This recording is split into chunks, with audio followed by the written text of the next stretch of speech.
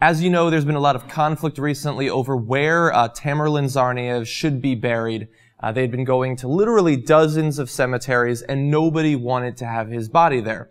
Now, there are a couple of reasons they were worried about that. They felt like it might be some sort of shrine, I guess, for Islamic extremists to want to go there. I imagine that if you were part of some sort of Islamic extremist cell in America, you probably wouldn't want to telegraph your presence to the FBI by holding weekly vigils over the body of Tamerlan, especially because as of yet we still have no real evidence that he was connected in any substantive way to Islamic extremists abroad.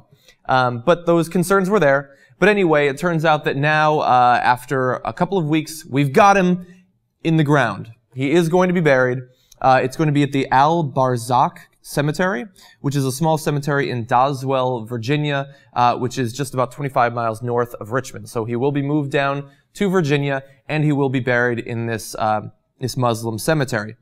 Now, it's actually kind of interesting how this came about, and you might wonder, why is he going all the way down to Virginia? So there's a woman, Martha Mullen. Now, she is in fact Christian, but she says that her Christian faith told her she needed to do something. Let's go to her quote. She says, "Jesus says to love our enemies, so I was sitting in Starbucks and thought, maybe I'm the one person who needs to do something." I love that she got this deep philosophical thinking about her role in the burial of a terrorist while in Starbucks. I'm usually trying to make a little bit of progress on my zombie fantasy novel, which is still just about halfway through. But anyway, she decided to do that, so she contacted Imam Ammar Amaretti, which sounds actually like an Italian name, oddly enough. And so he was able to arrange for this burial, which will happen. So I guess the conflict is over?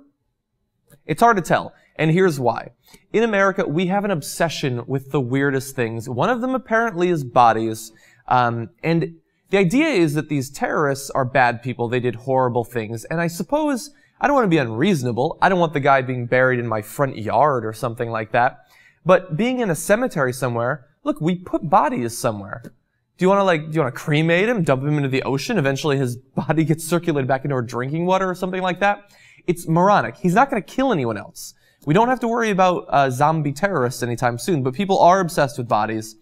It kind of reminds me about, there was the mosque near the World Trade Center, the site of where the World Trade Center was, and people were so worried about that. Now, they had no connection whatsoever to any sort of extremism or jihadists or anything, but people just feel like anything that has this negative connotation can't be within blocks of me. I don't want it sullying my community, but that's not how communities work, so I think that you can relax. Also, it's similar to, we've had this discussion about closing down Guantanamo, and the idea is that you then have to put these people somewhere.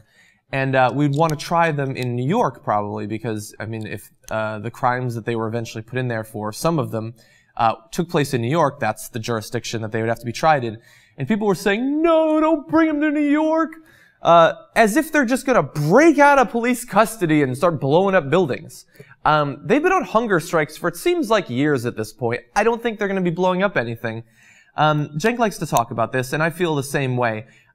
I think that this obsession with keeping the bodies away and keeping the terrorists off our shores, when they're in police custody, is a sign of immense weakness.